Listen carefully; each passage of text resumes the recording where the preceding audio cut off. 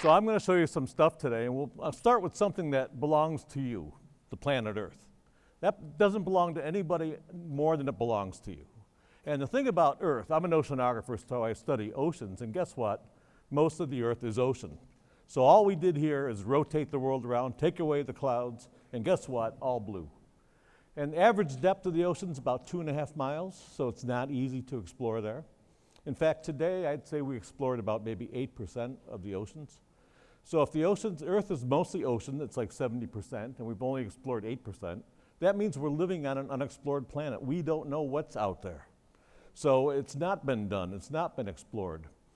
And the thing that most people think about the oceans, they think it's a big blue fishbowl, right? So you stand at the beach, you look out there, so there's sharks, there's whales. If you watch Shark Week, there's octopuses and all sorts of other fish. But we live on this planet, 7 billion of us live on this planet, so we rely on the ocean. So every breath of fresh air that you take, you can count on the oceans for that. Half of the oxygen we breathe comes out of the sea. Almost all the rain you get, whether it rains or you get drought, all that rain comes out of the ocean, right? Like 90-something% of the rain comes out of the ocean. The food you eat, there's about 2 billion people on Earth, so 7 billion altogether. 2 billion rely on the ocean for food. So the air you breathe, the food you eat, the water you drink comes out of that ocean, controlled by the ocean, and we haven't even explored it yet. And the thing is that what we know today is it's changing really quickly. The chemistry of the water is changing, the temperature of the water is changing. Things aren't what they used to be. In fact, that's one of the big headlines, is that this planet, that first picture I showed you was a snapshot, but this planet is constantly changing. Mountains come and go, oceans come and go. It takes hundreds of millions of years, but they do. You have earthquakes, volcanoes, hurricanes, floods, droughts, constant change. And so what we're trying to do is, oceanography is split up into two kinds of directions. One is the exciting stuff, what's out there at the bottom of the sea. And every time we go out, we find something new. The other part's the important part. What's it mean to us? What is it that we do that impacts the ocean? And you need to know that, because you're going to have to deal with that in the coming decades ahead. And then what does the ocean do that impacts us? Storms and things like that. So we need to know about our relationship with the sea, but it all starts with exploring. And so if you take away the water and look at the bottom of the ocean, guess what? There's a huge mountain range that runs all the way around the Earth. It's just like the seams on a baseball. You can see it there in the middle of the oceans. It's called the Mid-Ocean Ridge, 50,000 miles long. It's huge. It dwarfs any mountain range on Earth. There's thousands of peaks along that mountain range and valleys as well. So we've got the world's greatest mountains, the world's greatest mountain range. The world's deepest and widest valleys are like 5 to 10 times wider and deeper than the Grand Canyon. We've got underwater rivers. We call them currents when they're at the surface. There's a current out there. But they're at the bottom of the ocean too, and they're like rivers. They actually move along the bottom of the ocean just like a river. If you ever have a warm drink, whether it's tea or coffee or something like that, and pour cold cream in it, you'll see that the cream goes right to the bottom of the cup. That's what happens in the ocean. The North Pole, South Pole, really cold water. The equator, really warm water. And when they mix, the cold water goes low and the warm water stays high. So we're finding all those things. And the most important thing is that every place we look in the oceans, even in the deepest, darkest places, when we go exploring. My friend Jim Cameron, the guy that did Titanic, Terminator, and Avatar, he built a submarine with his team, and he actually went to the very deepest part of the ocean, 7 miles down by himself. And even in the deepest part of the ocean, he sees life. So one of the messages we have too is that life really does want to happen on this planet. So, and we find life everywhere. The theme here is illuminate. And when we go to the oceans to explore, we have to bring lights with us. There's no sunlight in most of the ocean. It's a completely dark world. There's a close-up of that underwater mountain range, and what's neat about it is you see that it looks like this snake shape in the middle of the Atlantic Ocean, but look at Africa fits right into it. North America fits right into it. South America fits right into it. All those pieces used to be together. So even the face of the Earth, the continents are constantly moving. We used to be together, Africa and North America and South America used to be together about 180 million years ago, and then they started moving apart, and they're still moving apart. And so eventually they're going to come back together again. When they move apart, they make oceans. When they come together, they make mountains. It's an amazing planet. So how do we explore this underwater world? And you've got to have technology, and that's our ship called the Atlantis. 50 people go on that boat. They go out thousands of miles in the middle of nowhere. And that's our submarine, Elvin. Elvin holds 3 people in a tiny little capsule. It's like a miniature car, but there's 3 people sitting inside there. They wheel you out on deck. You're really nervous. It's hot. It's sweaty on the deck of the ship. Everyone wonders, should I go to the bathroom one more time before I go to the bottom of the ocean? It's a long day. It's like 10 hours. And this crane picks you up off the back of the ship, puts you over the side, and the minute you hit the water, because the surface ship is noisy, there's machinery, there's all sorts of stuff going on. You hit the water right there, boom, totally different world. That blue color penetrates inside the sphere of the sub. You start to hear the sounds. You don't hear the ship anymore, but you start to hear animals. You hear the pinging of a sonar going down to the bottom and back up. Some divers check you out and say it's okay to dive. You push a couple of buttons, down you go, 3 of you. So you're on a journey into this unknown world. The first half hour, you go light blue, medium blue, dark blue, and then for 2 hours, pitch black. And we thought there'd be no life at all down there in the darkness, but guess what? Full of life. Animals like this. This animal here is only about 8 inches long. He's got all these different working parts. He's got fishing lures on the bottom and tentacles and individual stomachs, lots of different stomachs and jet thrusters and a light in its head. Full grown to be longer than this room is wide. Okay, and so what we used to do with animals like this, like that one, looks like it's out of Star Wars. See, this is all work done by the Advanced Imaging Lab at Woods Hole, my buddy Billy Lang and his team. And so now we build cameras. Now that we know they're there, okay, we never thought they would be, we can go inside there with really special cameras and have a look at these animals where they live. And they've all got lights. They're like fireflies in the dark. That's how they communicate. That's how they attract prey. That's how they avoid being eaten. So they got all different ways of using chemicals to make light. And they're like these Death Stars floating around, eating all those little things you see. Some of them are like little jet fighters. They're like little shrimp and things like that. But these animals, even though they're big and slow, can catch those things. And inside there, even though it's a clear body, they've got teeth just like sharks, really sharp little teeth. That animal's about that big. This guy, that's an octopus. He's about that big. Got a great scientific name, Squishy.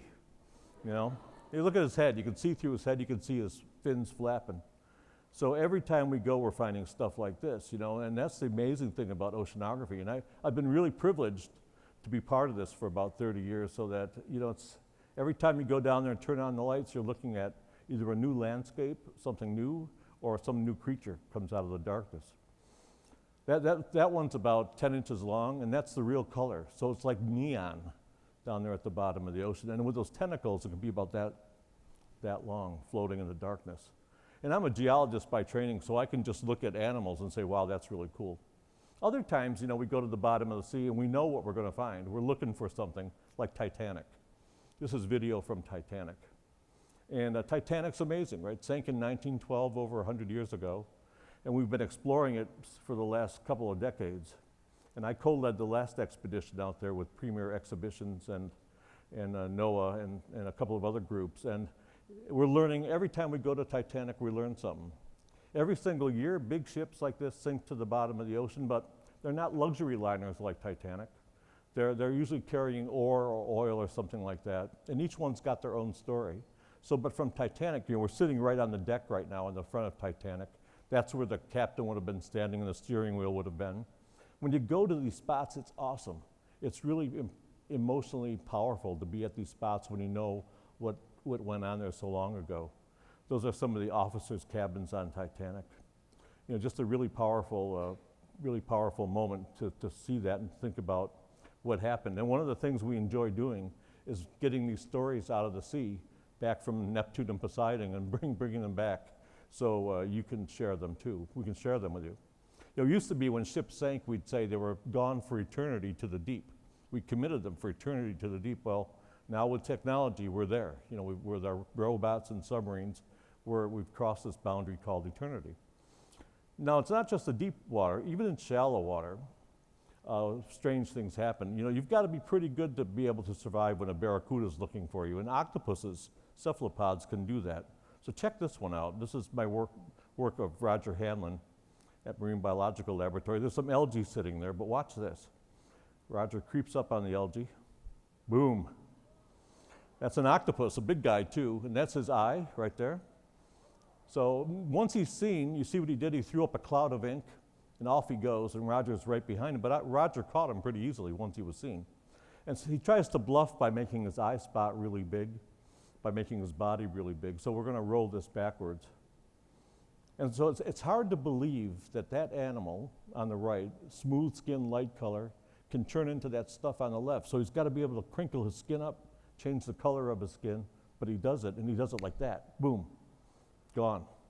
Really good at doing stuff like that.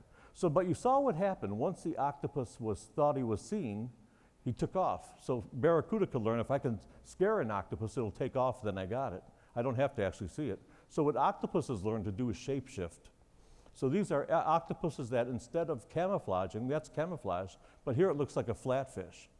In some cases, they shapeshift into a piece of coral. That's an octopus.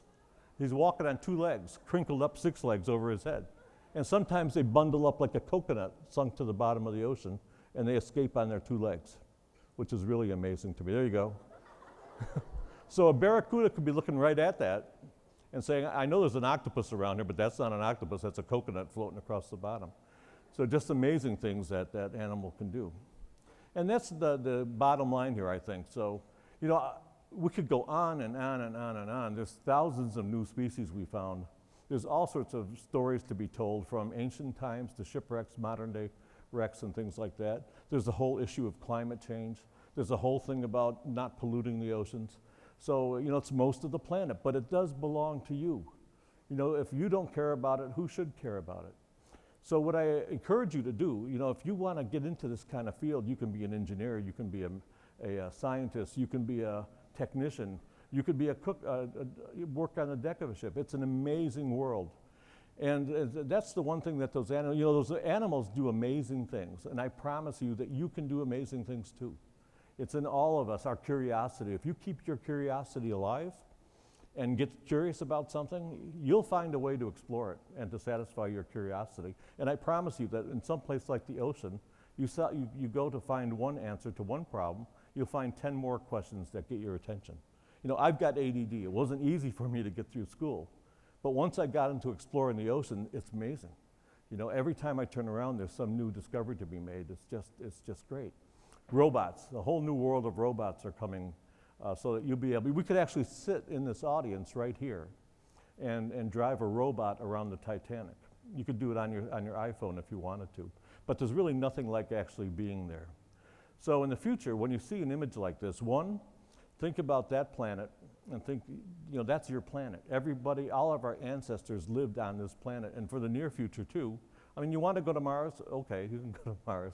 But after about 100 days of nothing but sand, I think you're going to get a little bit bored up on Mars. This is an amazing planet. It's still unexplored. We still don't know what's out there. I'm not here to say, hey, look at all the stuff we found, and there's nothing. So we've explored 8%, 92%, the rest of it, there's probably nothing out there. I know that 92% of the ocean's got absolutely incredible things. Some of them startling, almost all of them surprising, and some of them revolutionary. And you don't know until you go with your curiosity out on a boat, out on a ship, into a submarine, and explore for your very self. So keep your spirit of curiosity alive. Thank you very much.